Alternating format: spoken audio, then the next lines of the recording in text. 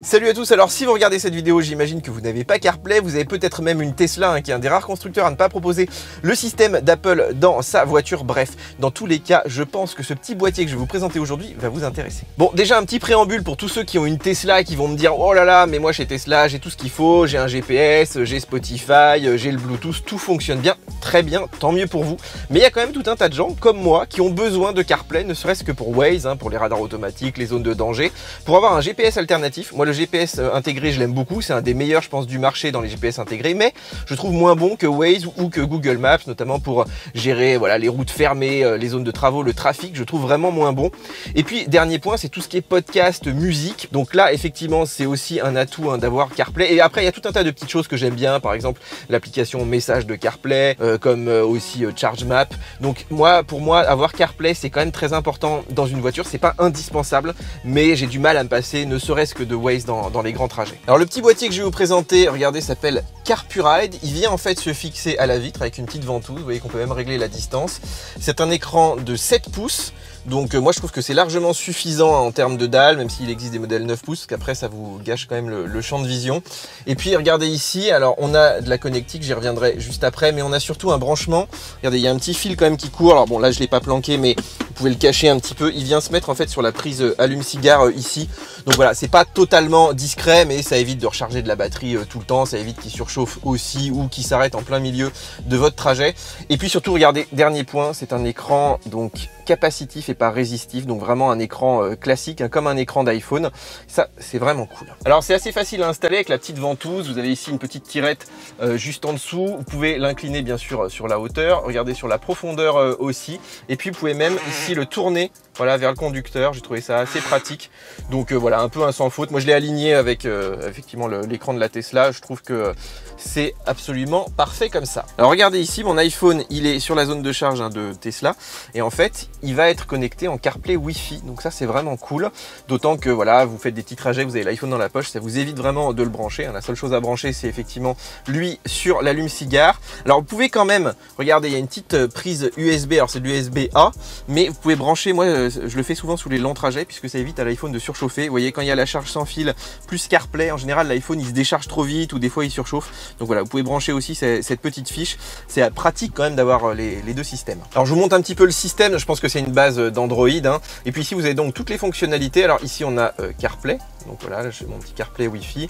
Si je veux revenir ici, j'appuie là. Ça c'est Android Auto. Là on a du AirPlay, mais c'est du AirPlay audio. Voilà, c'est pour balancer par exemple du son de votre téléphone vers le petit boîtier qui peut éventuellement être redirigé vers des enceintes, mais ça n'a pas vraiment tellement d'intérêt. Ça c'est du Mirror Link. Voilà, c'est la norme pour faire de la réplication d'écran, mais là encore pas très utile dans notre vidéo. Là tous les réglages, j'y reviendrai juste après. On a aussi des fonctions de téléphonie. Ça peut faire office de kit main libre si vous avez besoin, ou alors effectivement de récepteurs audio Bluetooth. Bon voilà, moi j'ai pas vu tellement d'intérêt. On peut aussi connecter une petite clé USB éventuellement ou une carte SD pour étendre le stockage. Et puis une dernière fonction, voilà, si vous avez vraiment pas la radio sur votre véhicule, vous pouvez ici activer la radio. Bon, en 2022, c'est quand même assez rare. Alors je vous montre rapidement les réglages, puisque ici donc c'est disponible en français. Bon, la traduction n'est pas toujours incroyable. On peut régler le rétroéclairage. Le mode conférencier, ça permet de rediriger en fait le son du boîtier vers des petits haut-parleurs qui sont derrière, qui sont très audibles. Et moi je trouve ça bien puisque j'ai pas réussi à rediriger le son du boîtier vers la voiture. Par contre, vous pouvez brancher effectivement l'iPhone, vous pouvez lui le rediriger vers la voiture en Bluetooth par exemple. Donc vous n'êtes pas obligé d'utiliser ce mode conférencier. Mais moi j'aime bien parce que ça le rajoute par-dessus, ça évite voilà de faire un petit peu de la confrontation entre Spotify, le Bluetooth, etc. Donc c'est pas mal d'avoir ce mode. Alors si jamais vous avez vraiment que ici le petit haut-parleur, vous pouvez pas rediriger par exemple sur le Bluetooth de la voiture. Regardez le son, c'est quand même pas génial. Voilà, ça grésille un petit peu. Bon, ça passe, mais c'est pas incroyable quoi. Par exemple pour Google Maps, c'est quand même un petit peu plus acceptable.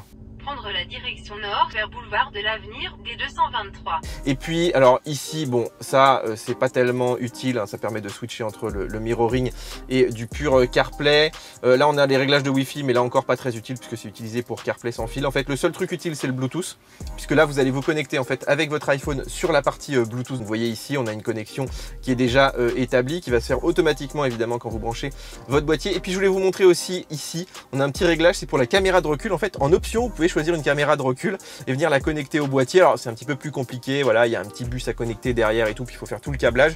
Mais voilà, sur ce type de boîtier, en fait, on a plein d'options aftermarket qui sont disponibles si vous n'avez pas grand chose de base sur votre véhicule. Alors un mot sur la sortie son, donc vous avez trois possibilités. Déjà, soit vous faites sortir le son ici sur le petit boîtier, mais la qualité est pas terrible, mais ça peut dépanner pour Waze par exemple, c'est largement suffisant.